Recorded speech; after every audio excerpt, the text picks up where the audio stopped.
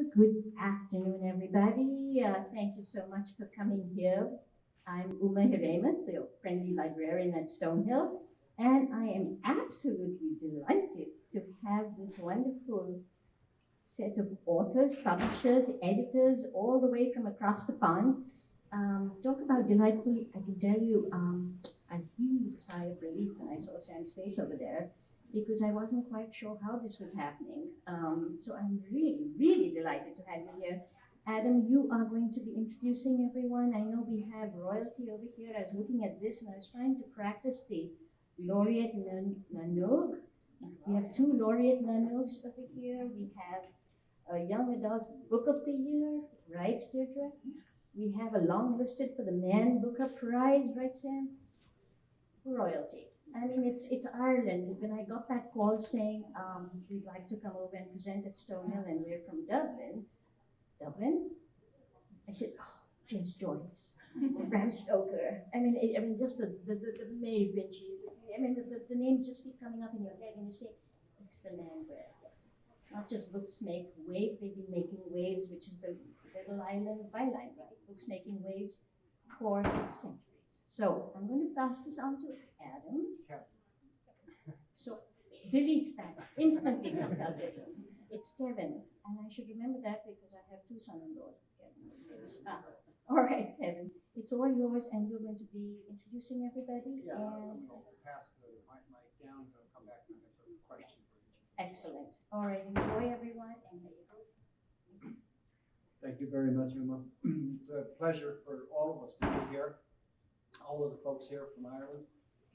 I live in Cambridge, though I lived for many years in Ireland and have a long association with Little Ireland. And I'm now a director on the board of directors with the company, and I'm really pleased to be able to introduce you to these wonderful authors. Stonehill College has a long history of association with Ireland. I went to college in University College Dublin back in the 1970s, and there were two fellow students in my English program who were from Stonehill, and they became friends. And I know that ever since then, there's been a lot of back and forth between Stonehill and various Irish universities. So it's a pleasure to be part of that tradition as well. I've introduced myself. I'm going to pass the mic on to Matthew Parkinson. Thanks, Kevin. Thanks, Uma. It's a real privilege and pleasure to be here. My name is Matthew Parkinson Bennett. I'm a publisher with Little Island Books. Little Island is a small Irish independent publisher of books for young readers, children and teens and young adults. We're supported by the Arts Council of Ireland, and we're here on our first tour of the US in Boston and New York this week, supported by the generosity of Culture Ireland, which is an organisation which funds and supports Irish artistic activities internationally. And we're here to bring four of Ireland's leading authors for young people to bookstores, universities, and to do various other speaking events and spread the word about Irish writing for young people in the United States. I'm now going to pass over to Siobhan Parkinson. Hello, everybody. Delighted to be here, and thank you for having us. My name is Siobhan Parkinson, and he's Matthew Parkinson Bennett. Parkinson is not a coincidence, but I won't say any more about that. We're not married.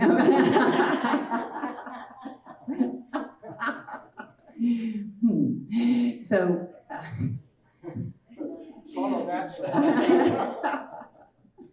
I will say no more.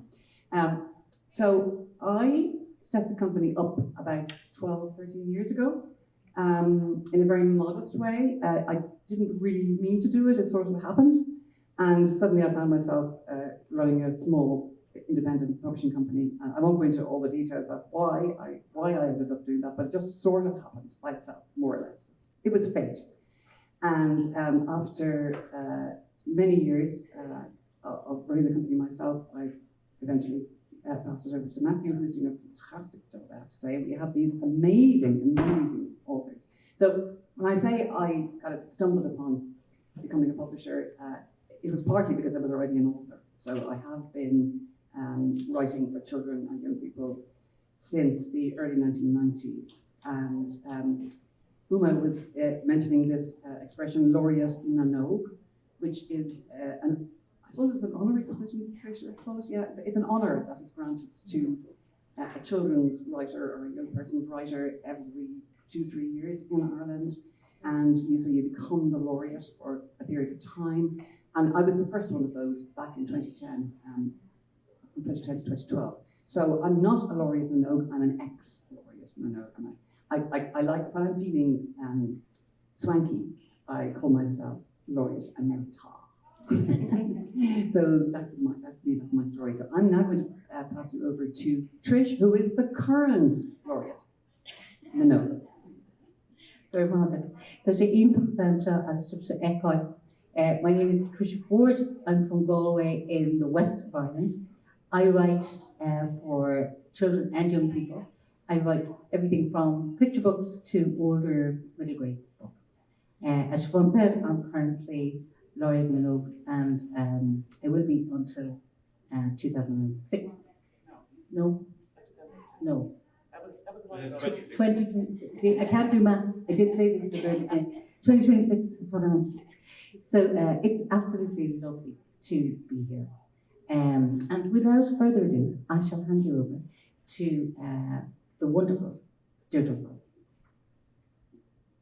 Hi, it's really lovely to be here. I'm Deirdre Sullivan. I'm also from Galway, and I write largely for the older end of YA young adult fiction. I have a special interest in the stories of women and in retelling old stories, like kind of from their perspectives, from unheard perspectives. I also I write picture books too, and I have some stuff for grown-ups. But yeah, it's mainly young adults. So I'll pass on to Stanley. Hi, I'm Sam Thompson, and shockingly, in the context of this discussion, I'm actually English, as you can probably tell from hearing me speak. But I live in Belfast, and I've lived in Ireland for a lot of my life, actually, in Dublin sometimes, and now in Belfast. I am a writer. I've written some books for children, which have been published by Little Island, probably the best publishing experience I've ever had. And I also write books for grown-ups, and I teach writing at Queen's University in Belfast as well.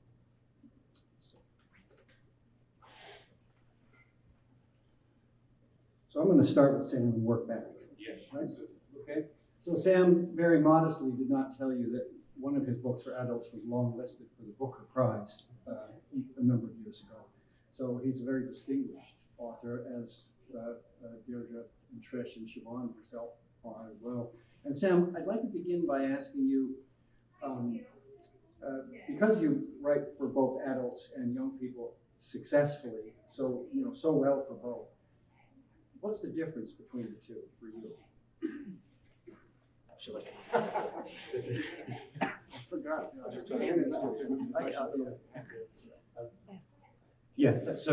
So what's the difference between writing for kids and writing for adults? I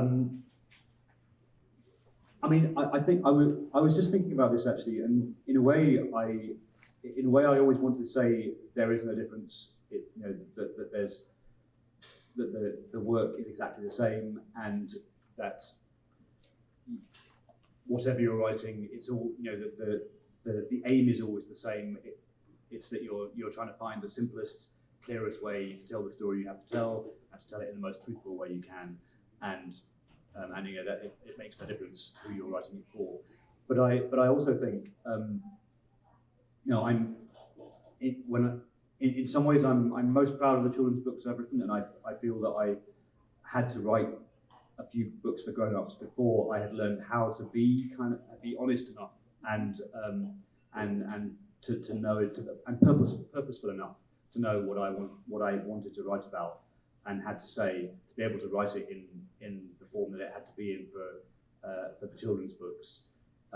In some ways, it feels to me as though there's more at stake in children's books, and it also feels to me as though it feels like a slightly more serious enterprise in some ways, if that makes sense. That that when you're writing books for adults, when I am anyway, there's something very essentially playful about it. That you're when it comes down to it, you're only ever writing to please yourself. You have to write for yourself as the first reader, and you write to please yourself, and then you hope that you as the reader of the work will sort of stand in for the readers who you hope might come to it later. And all of that's still true when you're writing for children, and I think the playfulness is still there, but also there's something else going on, which is that you know that you're writing for somebody else as well, and that somebody else might be children that you know, it might actually be yourself as a child, and that's been my experience actually. Writing fiction for children has brought, in some ways made me kind of more, given me certain kinds of connection with myself when I was 10 years old or whatever. And so that, in a way, I think the relationship with the reader that you imagine in your mind gets a little bit more kind of complex, and you start to feel that it's not just you, it's somebody else, and so you start to you become aware of the responsibilities you have towards them, or the feelings you have towards them, or the things you want to tell them, and so I think that relationship with the reader you imagine is especially rich to me when writing for children. That's my sense of it. Oh. Well, thank you. That's a really good answer. And I know when we were coming up in the car, you were talking about how your own children think that they've written your books. So. But they very kindly allowed Sam to put his name on the cover. So we did have to have a discussion about that. But yeah, I talked them into it. So thank you, Sam. So Deirdre, one thing that I've noticed is quite similar among the three of you is that you write stories that are not exactly alternate universes necessarily, but are very different from the day-to-day world that we live in, one way or another. And I think that's interesting. And I think I know you like to focus, Deirdre, on retellings of classic fairy tales, Irish mythic stories, and so forth. What is it about these old stories that you find grabs you, and what do you think pushes you to want to reinterpret them and bring them into our own time?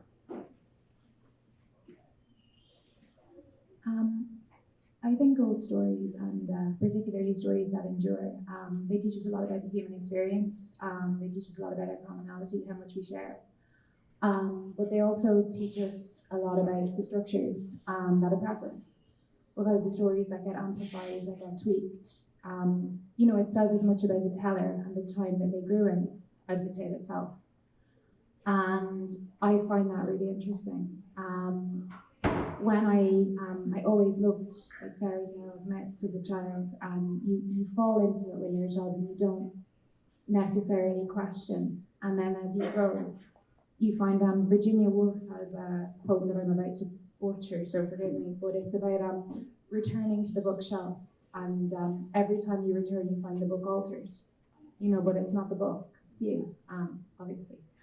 But that's what draws me to old stories and retellings and myth, and the ones that I interpret are always ones that I have an emotional connection to, because I write to seek an emotional truth and to give that to the reader. That's what I want, that's what I get out of it.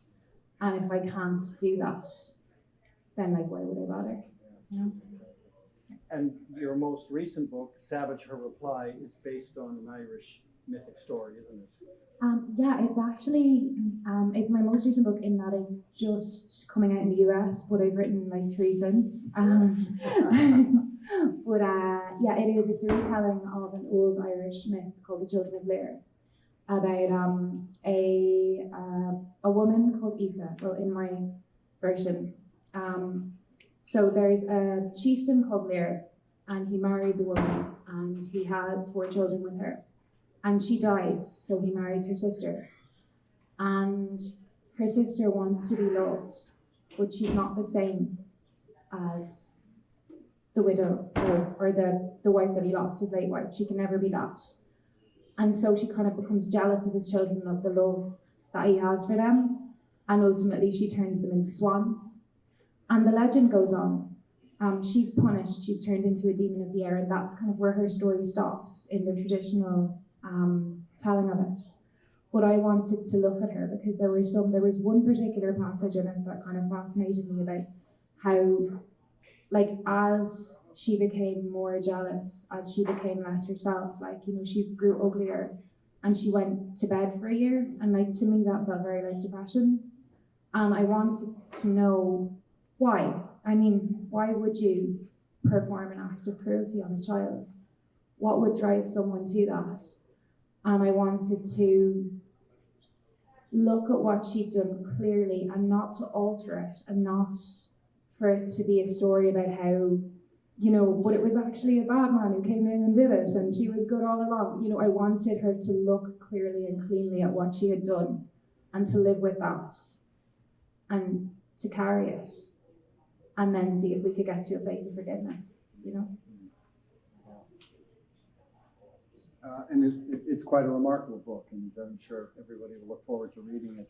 But I should also say that, you know, there are many ways in which you can be distinguished, but I think one way is if your books are on the Harvard English curriculum, and Deirdre's Tanglewed Brine is. So that's a nice way of acknowledging the quality of what you do. So Trish, the first couple of books I think you did for Little Island were Mother Tongue and Wordsmith. And in both of those books, they seem to me to be fascinated with words and with the language. And of course, you're a native Irish speaker as well, and I know that Irish is important to you. Maybe you could talk to us a little bit, if you would, about the relationship between those two languages for you personally, and how that informs your own writing and the books that you've done. Because I know you've done a lot. Thank you. Yeah, as Kevin said, I grew up speaking both languages, so I spoke Irish and English from when I was a child. As I grew older, I realised that we were losing an awful lot of words in Irish. That from when, even in my lifetime, words were disappearing. And what happens, I think, with a minority language is, it doesn't happen overnight, but gradually the big language eats the small language, bite by bite. So we start losing words all over the place. Maybe words that are seen as too modern for the language sometimes.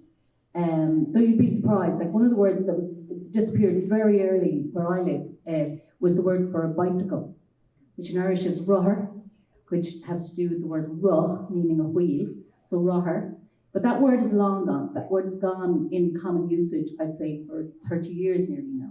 People will use the word bicycle in the middle of a sentence. So it's very hard to know why some words disappear. Interestingly, when the Wordsmith was published in America as the list, the kind of subtitle line they put on it was, "How many words do you need to survive?" And it was really funny because that's what I was thinking about. How many words will we need before our language is gone? Linguists say that if nobody is speaking to a baby in your language today, your language is dead.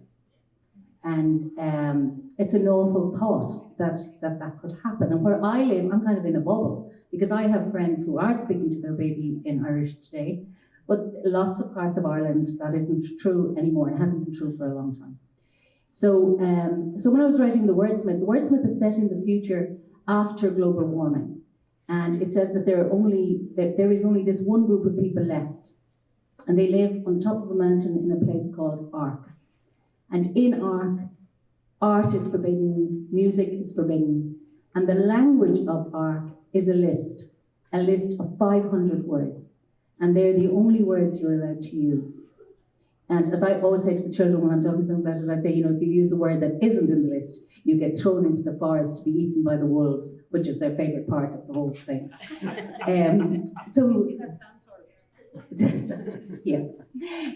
So it was very much in my mind when I was writing the words. But that's not true either, because when I'm writing a story, none of those things are really in my mind. They've been in my mind at some point before I wrote the book. I'm just writing the story. Afterwards, you kind of see what the themes are and what you were maybe trying to say.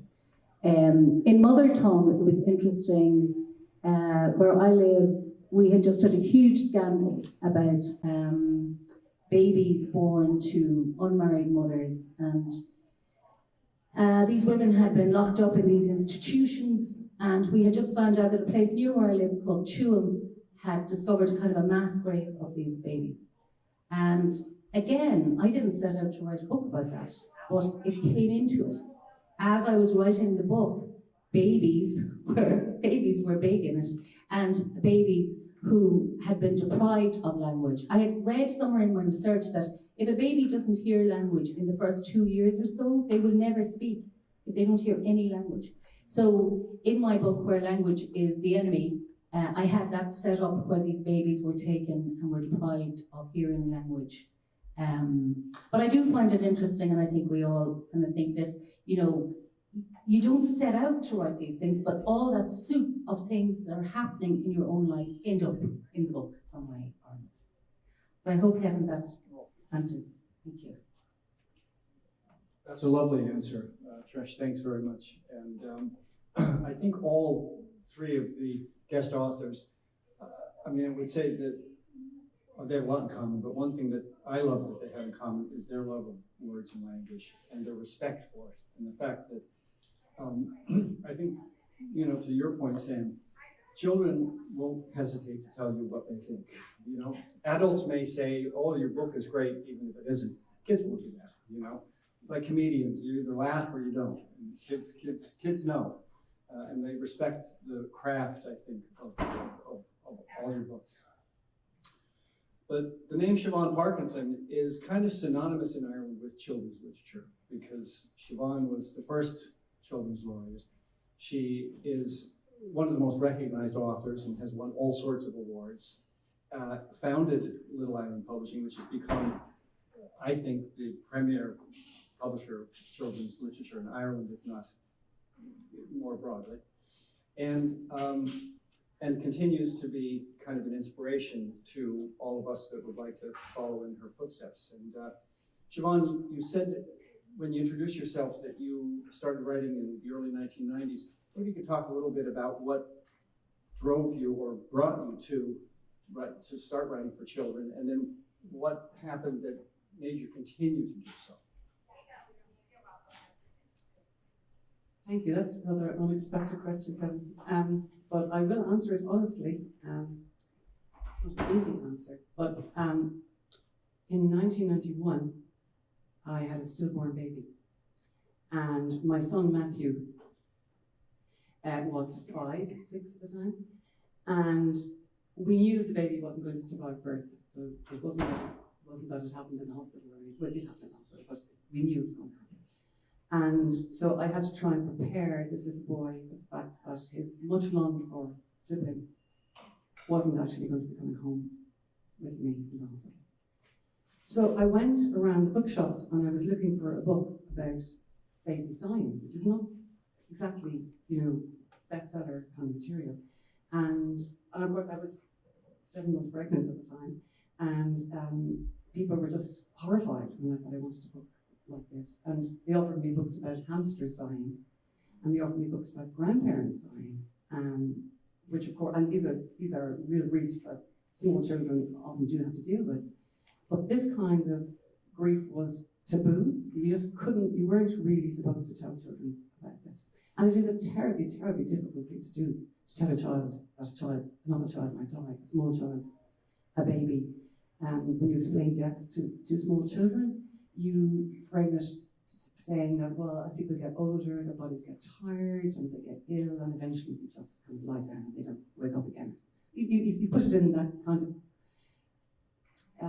I don't mean euphemistic way, but you do explain it in the actual, that is the actual truth of the thing. That's what happens, people's bodies wear out and then they die.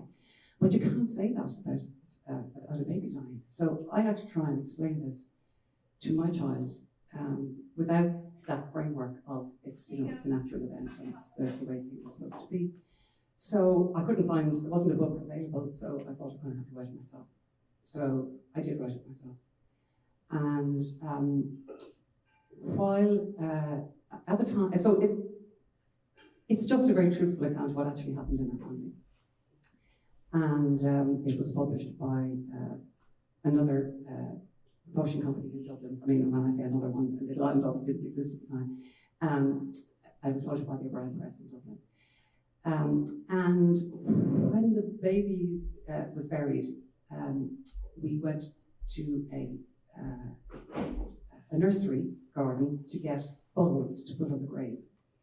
And the particular day we went, they only had yellow tulips and yellow crocuses and daffodils. They didn't have any other colours, only everything was just yellow. So I said to my husband, well, we just take the yellow ones out, that's what we have. And so when my husband came back to the car, I told Matthew, we've got the bulbs for the grave, but everything, they're all yellow. And Matthew said, and when will the flowers bloom? And my husband said, in the spring. And he said, it still brings tears to my eyes, he said, so it'll be all shining in the spring. And that is the title of the book, All Shining in the Spring. So that's how I fell into writing for children. I wrote my first book for my own child. And as far as I was concerned, that was the end of it. I'd written the book that I needed to write. It was an important book for me, an important book for my family. But that was the impetus for it, and that impetus was now gone, and there was no need for me ever to write for children again. But Michael O'Brien of O'Brien Press in Dublin had other ideas, so he called me in and he said, you're a children's writer. And I said, not at all, I'm a children's writer. I said, I like writing, yeah. Children? Me? No. And he said, yes, you are. So he asked me to write another book, and he threw a few ideas at me. And within 3 or 4 years, I had written 3 or 4 books, and I was well on my way to being a children's writer. And in fact, I published 12 books with the O'Brien Press over the years, and I went on to work also with other publishers. So that's how it started. And you can be sentimental about it, and you can say that, you know, that out of tragedy comes joy, and comes success, and comes a whole career and a whole way of living in the world. And it sounds sentimental to say that, but actually, in this case, it really is true. And in my more sentimental moments, I do think that baby came with a gift. And this is the gift. Thank you. Thank you, Siobhan. Sorry for putting you on the spot there. That was lovely. And Matthew, you're no longer 5 years old. And you, excuse me, you kind of assumed the mantle of this company. And if I say so myself, done a brilliant job at not just maintaining, you know, the quality and the impetus that Siobhan started, but also in bringing your own stamp to the imprint, to bringing a new perspective, to opening up Little Island to a more diverse range of voices, backgrounds, and kind of really bringing it into the 21st century, it seems to me, while all at the same time making sure that the commitment to the quality of every book that you produce continues to be there. And that's not an easy thing to do, and I think you've done it really well. Not to mention, you're running the company.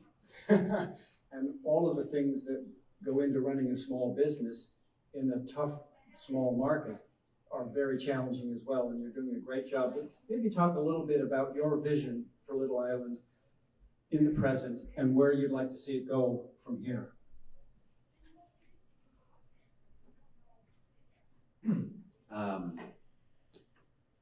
Thanks, Kevin. Big question. Well, we want to publish the best new writing for young readers, predominantly Irish writers. We publish for all ages. We publish picture books, middle grade to older YA. And Ireland has this great tradition that everybody knows about, and that the state makes a lot of, exploits a lot for its international reputation and for tourism and so on, of great Irish writers like Yeats and Joyce and Swift and Stoker and so on.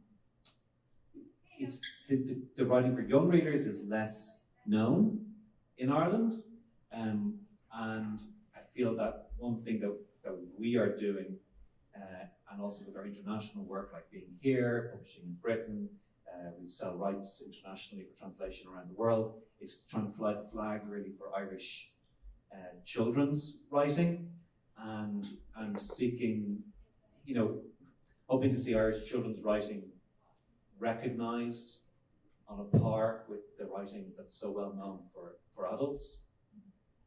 And I think we are a bit unusual in Irish publishing. Publishing in Ireland is kind of a very small industry, small market and so on. But we're kind of unusual among Irish publishers for the extent to which we're internationally oriented. And I think that's something that's been part of my vision for the company from the start, is that Ireland is a small market, but it's always going to be our first market, our primary market, and our first readers are always going to be in Ireland, but that we want to take Irish children's writing out to the world. I say that we're rooted in Ireland, but we're facing outwards.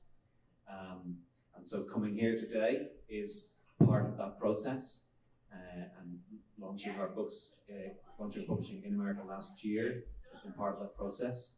So I'd like to see Little Island be a serious international player in publishing for young readers, while also, I hope, remaining,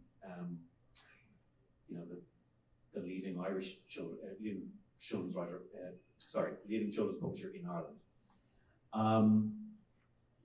There's one of the reasons that publishing in Ireland is small, and is kind of kept small, is that Irish writers will often start off with an Irish publisher and then move on to a bigger British publisher once they're established, for very good reason. The money is better, the commercial possibilities are better. But I would like to see more Irish publishers, whether for children or adults, being able to retain Irish writers, because I think Irish publishers can be better positioned to support Irish writers within their home market, so to speak, in Ireland. But in order for Irish authors to feel that they can continue publishing with Irish publishers kind of need to raise their game. We will never be able to pay the kind of fees, kind of advances that HarperCollins and Penguin and the big international players can, but if we can demonstrate that we are able to do things like that our authors win major prizes or get on the shortlist of major prizes, which happens and has happened several times this year, and are able to be sold in the United States and in Britain and in translation around the world and so on, then we will make Little Island and feel like more of a home that Irish children's writers want to be part of. And I hope that will also lift Irish publishing generally, so that the industry as a whole is able to retain more Irish authors publishing within the Irish children's world. The Irish publishing world. I just want to add something, just by way of definition really. There has been in the Irish children's literature world since the beginning, started probably in the late 1980s and flourished in the 1990s and is continuing to flourish. There has always been a kind of unspoken rule, which is that the word Irish children's writer means anybody who lives in Ireland and writes for children, whether they're Irish by birth or passport or anything else, as long as they are Irish in one way or another and have a loyalty to Ireland, that is an Irish children's writer for us. And Irish writers living abroad. Yes. Yeah. Yeah. Thanks, Matthew. And I would add that another thing that I think Matthew's been helping to drive is the diversity of the titles. Ireland is a very different country from what it was decades ago, much more diverse, lots of new and different voices, and they're well represented in the Little Island catalog and in the Little Island acquisition strategy, which is a good thing. Well, I'm sure some of you have questions, so kind of open up the floor and allow anybody to ask any of our authors or publishers a question today. Can you just talk about where people can get copies of the book? Our sales rep Chris is in the audience, and people can acquire copies of the books, your local bookstore. So we really launched our publishing in the United States last year with a consortium who are a sales and distribution company here, yeah, for the first time, really, our books are widely available in North America. If your local bookstore doesn't have our books, I'm sure they'll be happy to order them in, and they can obviously be found online through the usual online retailers as well. Do you have a flyer with you? Or we can leave it. Yeah. Okay. Yeah, the two closest bookstores where the books are available are An Unlikely Story in Plainville and Books on the Square in Providence. Those are the two geographically closest, but any of the Barnes and Nobles within the metropolitan area can order the book for you. And since this morning, they're signed. Yeah. Yes, and they're worth more on eBay, so. Yeah, so I walked into the bookshop this morning and I went up to a shelf and I put my hand out and I pulled a book out at random and it's one of ours. Really? Yeah. The Lonely Book. Nice. It'll never happen again, don't worry. I should also add too that the New York Times and the Wall Street Journal have already reviewed at least four books. Yeah.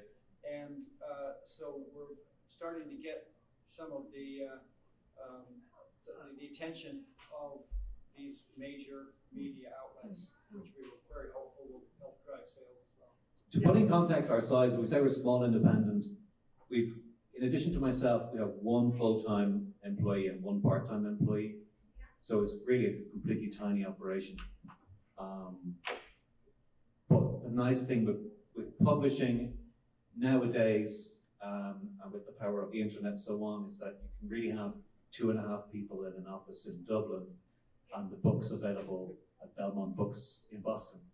It's really cool to be able to make that happen. But Also, I mean, the frame of the conversation here is obviously Irish literature and its place in the world, but even more broadly, the books are impactful and are being well received because they're just exceptional books. I mean, these are much broader themes. They're not geographically or culturally bound. They're great stories told very professionally and widely available. And I think that's why, in spite of their relative youth in the market, they're doing very, very well. Thanks, Chris. That's why he works for us. And yeah, as part of what I was saying about being internationally oriented, that requires that our books are not parochial. A lot of our books are set in Ireland. They have a strong Irish flavour in the language, in the themes, in the characters, and so on. But they're great books. They're not great Irish books. They're great books. Yes. For the three authors that are here, could you give me some idea of the age range? Are the books, the three books that are on the handout here, are they for middle school ages, or? And also, you mentioned you were heading to Boston and New York. I was wondering if you were going to be in Brooklyn at some point, and if so, where? They're staying in Brooklyn. Oh, this. This has information about our tour. If you scan the Q, there's a QR code on that which gives you information about all our events. So in terms of ages, I write picture books. I've written 2 with Little Island. And then my other books, The Wordsmith and my latest book, The Girl Who Fell to Earth, are sort of 10 plus, 10, 11, 12, 13. Middle grade. Yeah, middle grade. I'd say younger middle, older middle grade, younger way. Tween. And tweens, yes, tweens, that's right. With Saboteur, I would definitely say 14 plus. You know, kind of I deal with several themes like directly, and you know, you just want to be like, if a younger kid was to read it, I'd want their parent to read it first so they could actually talk about it, you know.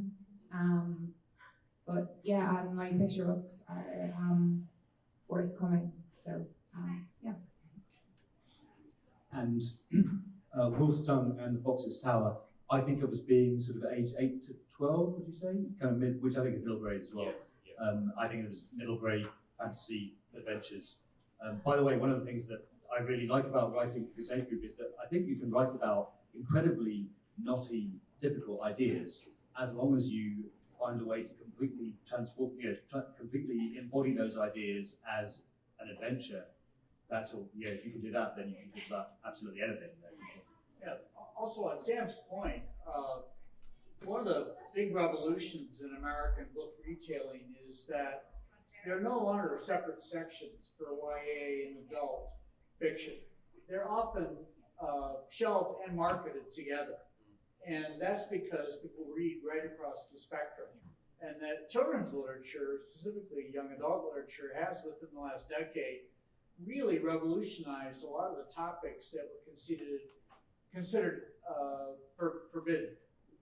That there are much more adult themes being discussed in young adult literature than there are in traditional mainstream literature. And eating disorders, bullying, self-destructive behaviors, these are all being discussed in traditional YA literature much earlier than they were in traditional mainstream. So if you go into Barnes & Noble now, those are continuous sections. There's no expectation within the ownership and the bookselling community that there needs to be a distinction.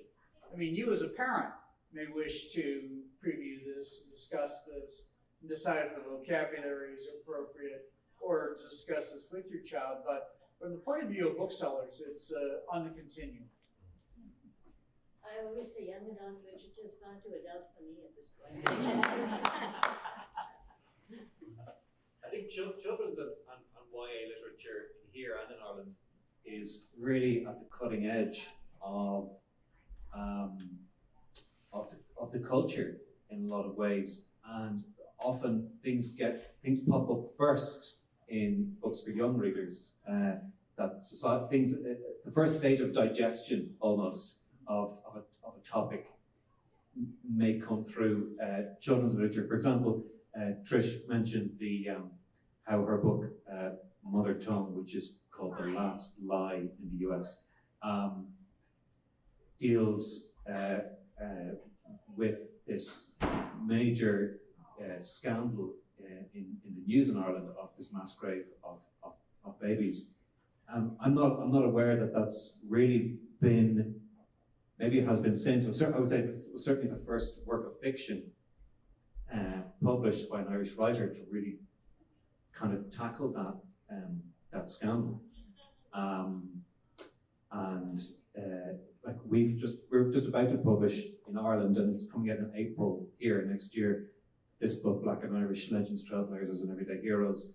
This is the first book to explore and celebrate Black Irish identity, which is quite a recent identity in the sense that immigration into Ireland really took off in a major way in the 1990s. And so we're now having the first generation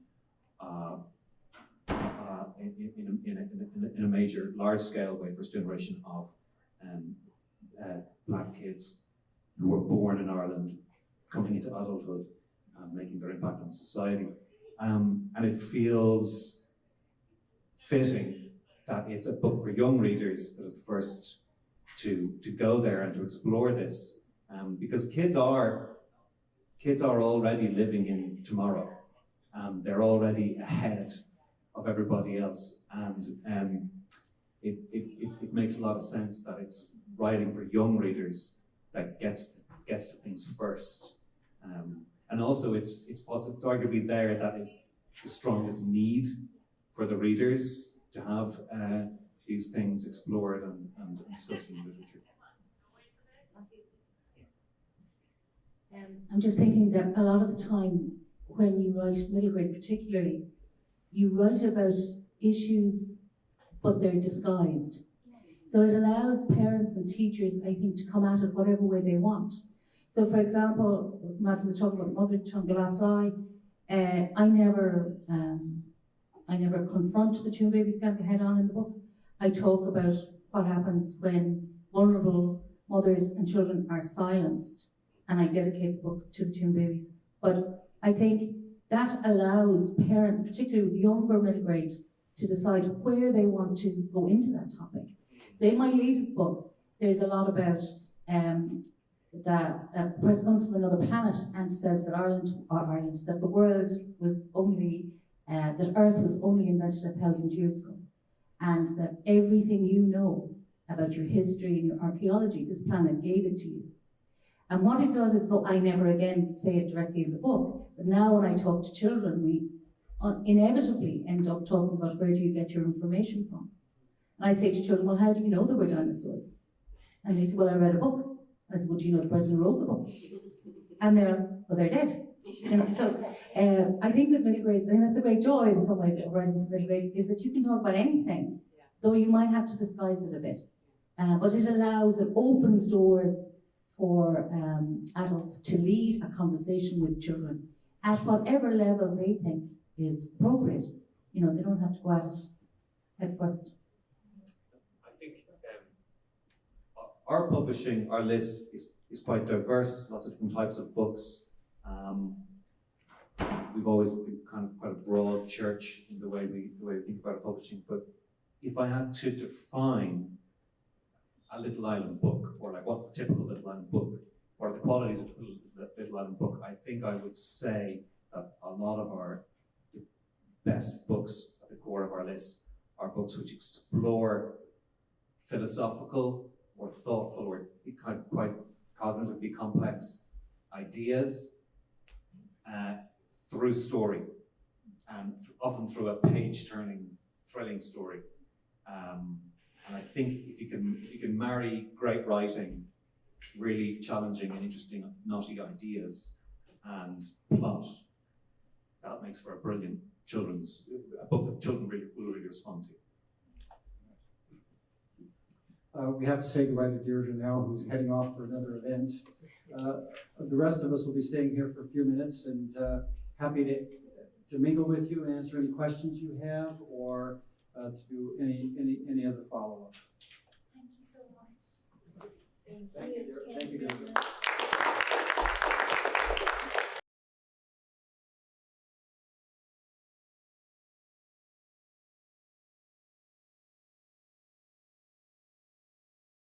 Hello, everyone. I'm Uma Hiremat. I was the friendly librarian at the Ames Free Library for the last 15 years, and then I had this wonderful retirement, and then I went insane at home, and I've come to the Stonehill Library, where I continue to be the friendly librarian for Easton. And really, since I'm straddling both worlds, I really want all of you to come for the wonderful, wonderful events that take place in this academic institution that is yours. I mean, you can come in and some of them, let me give you a taste of it. We just finished up a nice program with our authors from across the pond in Ireland, which was a lot of fun. I'm Matthew Parkinson Bennett. I'm the publisher with Little Island Books. We're a small, very small, independent Irish publisher of books for young readers, from toddlers up to older teens. We've been on the go for about 13 years in Ireland, selling into the UK and internationally, and just last year we launched in the United States. So we're incredibly excited to be branching into this terrific new market. Hello, so I'm Siobhan Parkinson and I'm from Dublin in Ireland. And I am a writer mostly for children and young people. And I'm also an editor. And I was, until quite recently, a publisher. I founded Little Island Books, which is a specialist children and young people's publishing house. It's a very tiny, very vibrant, and very effective, I suppose I might say, small children's publishing company in Ireland. And I'm so glad to be here at this university, which has such connections to Ireland. I feel that Ireland is kind of moving out beyond itself in recent years and in recent decades. And it's so lovely to be part of that and to be bringing Irish literature to the United States, to Irish people in the United States, people who have connections to Ireland, but also to the world, to people of all kinds of backgrounds and ethnicities. To be bringing our story to you is such a privilege, and I'm delighted to have been here and to have been talking to the people here today. My name is Patricia Ford. I live in Galway in the west of Ireland, and I write for children and young people. So I write everything from picture books to middle grade novels. And it's absolutely fantastic to be here in the United States talking about Irish children's literature. As you know, we have a long history as storytellers, so it's fantastic to be able to go out into the world and celebrate that. So my latest book, The Girl Who Fell to Earth, is out now, and it's speculative fiction about what might happen in the future. One of the hardest things about writing it was trying to keep ahead of the future. I kept inventing things for the book and then finding they've already invented it. But it's the story of a girl who comes from another planet and experiences Earth. And even though she's been brought up to believe that we humans are irresponsible, we're destroying our own planet, she makes a friend and she changes her mind about all of that. Hi, I'm Sam Thompson. I'm a writer from Belfast, Northern Ireland, and I'm here visiting Stonehill College with some fellow writers and publishers from Dublin publisher Little Island Books. I am the author of 2 books for children called Wolf's Tongue and The Fox's Tower. These are middle grade fantasy adventure stories about children who discover that there is a hidden secret world where animals speak to us. This place is called the Forest.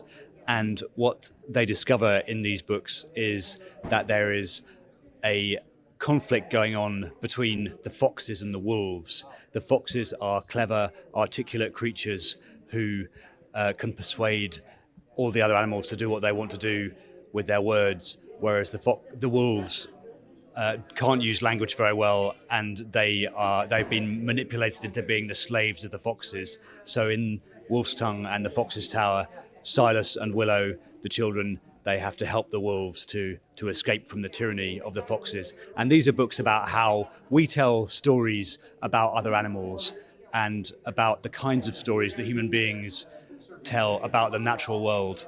And I think they're also books about how the children who are young now, who are reading and starting to grow up now, are going to have to find whole new stories to tell about the way that human beings relate to the non-human world. The US is a country that I think really takes children's books very seriously. There's a great culture here of appreciating and enjoying writing for young people, and we're so excited to be able to bring the best of Irish writing for young people into the US. Being a very small company, coming into a very large new market here in the US is challenging, but it's also a lot of fun. And so we're here at the moment in Boston, and we'll be in New York later in the week doing a series of speaking events and with several authors and trying to raise the Little Island name around the East Coast of the United States. Being small, we don't have the kind of marketing budgets of bigger publishers. And so we're just going step by step, trying to incrementally grow awareness of Little Island and great Irish children's writers, book by book and season by season. And it's been a lot of fun, and we're really excited to see where Little Island Books for Young Readers can go in the US. Please go to the stonehill.edu website and you can get a list of all the events that take place. I know a lot of you are familiar with what happens at the Martin Institute in Stonehill, but there's a lot more happening around campus, and Stonehill has been part of Easton for the last 75 years. So it's about time you came and wandered its beautiful grounds and listened to its professors. I hope to see you here. Bye-bye.